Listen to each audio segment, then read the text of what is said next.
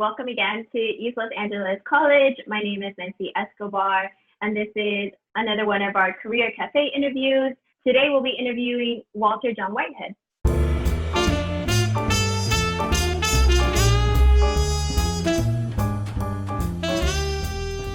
So thanks, Walter, for joining us today. For us to get started, why don't you tell us a little bit about yourself, the role that you're currently in, and sort of what led you into that position?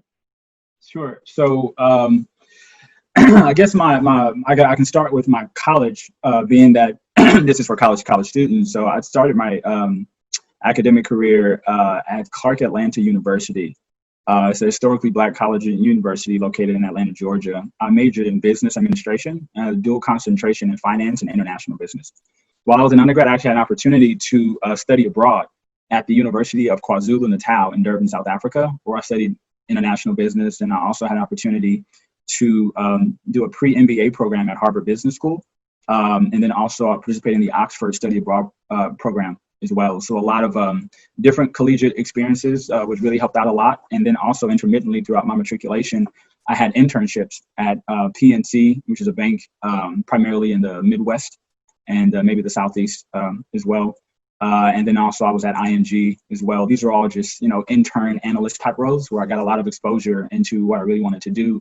And I would say it was somewhere during my matriculation. It wasn't in high school. Through my internships and collegiate experiences, it helped me develop a really competitive resume, which was wealth management, not quite investment banking, but it was a high finance role that gave me a lot of exposure that eventually led me to a very kind of circuitous route where I eventually landed currently I'm managing director at Madison Street Capital, which is a pretty well-known middle market investment bank headquartered in Chicago. I can give you more color on how I got to that route, but I can give you some snippets, but I don't want to take too much airtime here. No, go for it. You can let us know a little bit more of exactly how you got there. I think students would be interested in that journey. Sure. So while I was at JP Morgan, it was really exciting. It's a really well-known, it's what we call the growth brackets. It's a pretty large bank. It's often compared with Merrill Lynch and Goldman Sachs and Morgan Stanley, et cetera. And so while I was there, it was a lot of 600 to 300, like 300 to 600 students in my global internship program, where we had training in New York for a whole summer, and then we all kind of dispersed all over the world. It was people who were from Germany and South America, just all over the world, really. And you got to have a lot of friends who were just global, which was pretty cool. But I was actually one of 10, I'm not exaggerating, one of 10 African Americans. So the diversity was pretty fascinating. But in some ways it was much of an advantage in a way, because we had a lot of spotlight on us, a lot of attention. You didn't have to kind of do much. Just the fact that you were an African Americans program was so different. And we kind of grouped together and had a lot of really intimate relationships, and we kind of talked a lot. And a lot of us, we realized we're really high performing folks. And to this day, a lot of us keep in touch. So people went off to do different things, and we all still keep in touch. And we talked about what our futures wanted to look like. And so everybody kind of really went their separate ways after JP Morgan. I, for example, came back to my hometown of Los Angeles, where I'm from, and ended up launching my own investment bank. It was actually a private equity firm at first, but I really wanted to get there. It was a thing in 2010 where entrepreneurship became a really big thing. As you know, like the Mark Zuckerberg was hitting the scene, and a few other folks who were like really young entrepreneurs hitting the scene. And so it was a spirit of like, you can do it too. What are you waiting for? And so it was that kind of spirit and initiative that I was like, I really want to do this, and I don't want to wait for anything. I'm gonna just create my opportunities. So at Clark Atlanta University, one of our mottos was, I'll find a way or I'll make one. So it was an idea like that. I'm either going to find an opportunity or I'm going to create an opportunity. So I just kind of created AJ Barron Capital in 2012. And then after about a year, I kind of, wanted to kind of stabilize my income, because entrepreneurship, it can kind of be ups and downs. And that led me to Merrill Lynch Private Bank Investment Group, another bulge bracket here in Los Angeles, in the area called Century City, where I was still in private wealth management. A lot of relationships there, had an opportunity to mentor a lot of interns. And then after that, I went back into the entrepreneurship field. And that led me to a really big client. $15 million later, I'm back at like a big corporate structure, but more in a management role. I'm like sort of like a partner as a managing director.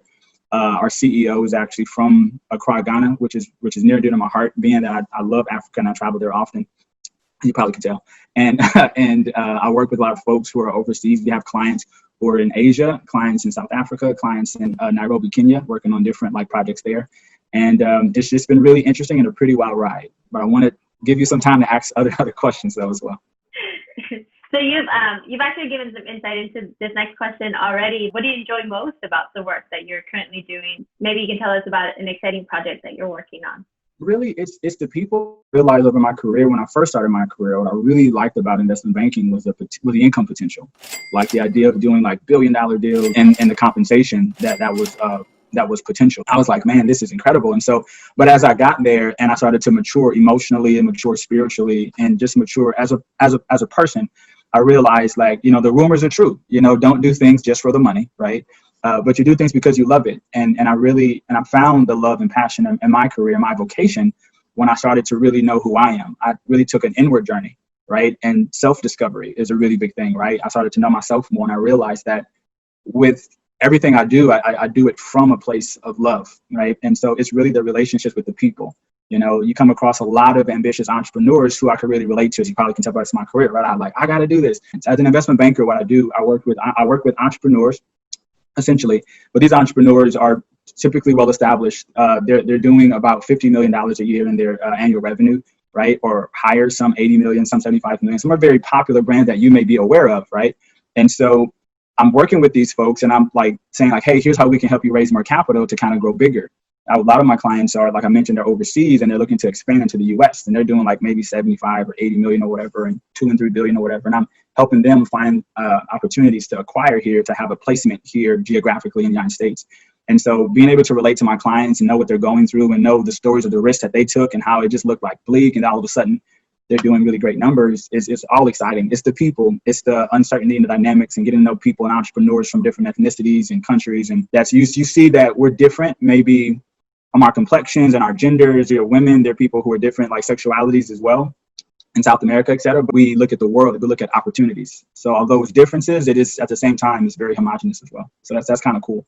Kind of when you discover that, wow, we're all pretty the same. We want to take care of our family and have a fulfilling career. All right. Thanks for all the insights so far, Walter. What would you say are some of the skills that are most important for someone that's looking into like investment banking or maybe entrepreneurship?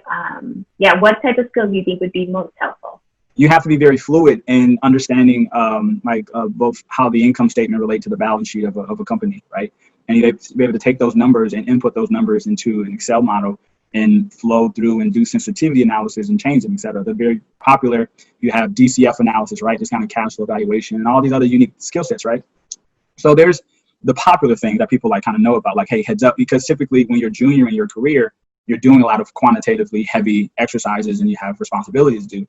However, I'm a managing director, and as you kind of excel, have to be able to take those numbers and put them into digestible and very palatable value propositions where you're selling the company's capabilities and why we should be hired, right? Why you should hire us to do your valuation analysis, why you should hire us to help you raise capital and go into the capital markets, either debt or equity, why you should hire us, right?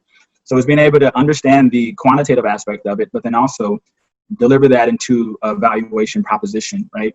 You have to also be able to understand people. That's qualitative more, like understanding human beings, the art of human relations. Being diplomatic, right? You have a client who's upset or who's mad at you for some reason, right? Not reacting with anger or critique or insult, but rather pausing and then choosing the most effective way to kind of get what you need to get done. And that could be winning the business or making sure the client is okay. And these skill sets are interesting because they're just essentially human relations, right? So as you improve and master these skills, you can then be a more effective just relationship manager as it relates to your household, with your spouse, with your friends, with your fraternity brothers, right?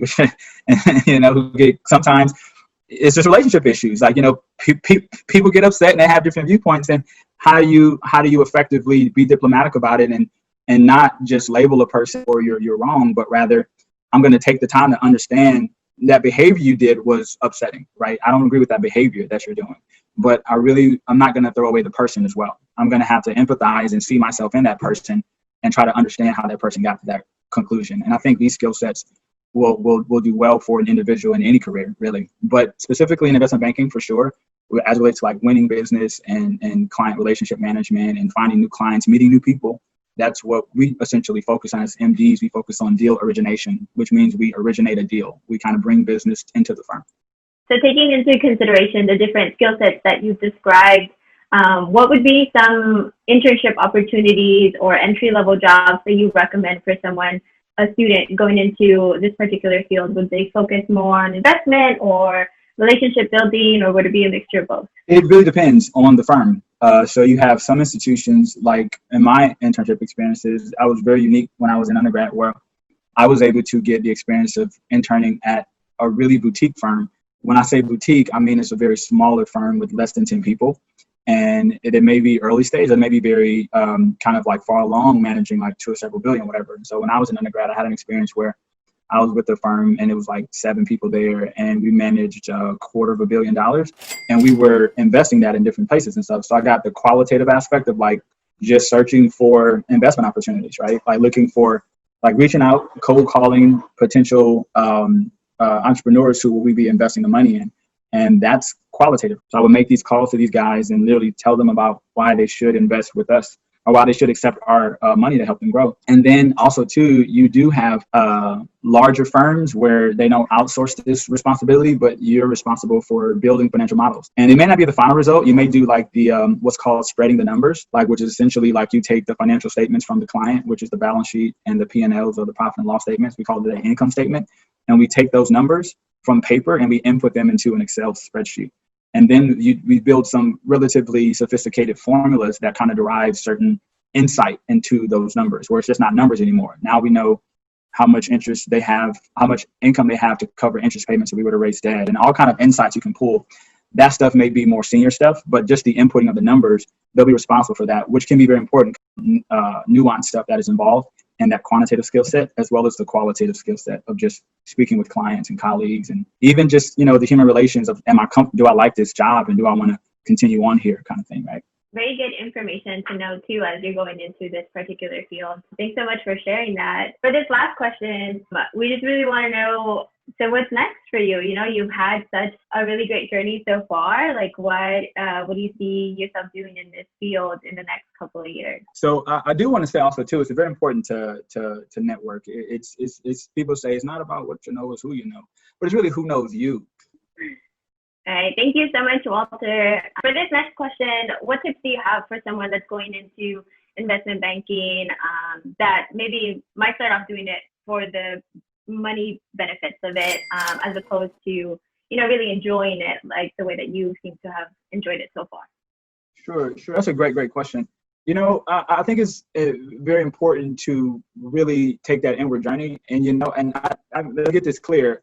I don't want to encourage or discourage anybody that your reason is right and my reason is wrong, or my reason is right or your reason is wrong. Because the truth of the matter is, I know people who are doing it for the money, and they are excelling and they're doing great and they're fulfilled. If that's what you want to do it for, that's perfectly fine. For me, when I was doing it just for the money wasn't sustaining me there, right? Certain people like, the money is great and I'm going to just eat everything else is perfectly fine. This cold weather is great. I don't have any relationships that's meaningful. They're all shallow, but this money is keeping me here, so I'm staying here. And if that's fulfilling for a person, I don't want to say that person is wrong. For me though, I wasn't able to. It wasn't sustainable for me. What is sustainable for me is what I call following your heart, which I think you can do no wrong when you follow your heart and your gut. And I think you'll always be great and land on top. But be mindful not to make or label anybody right or wrong or evil or whatever, because what they love and passion or pursue is different from what you're doing.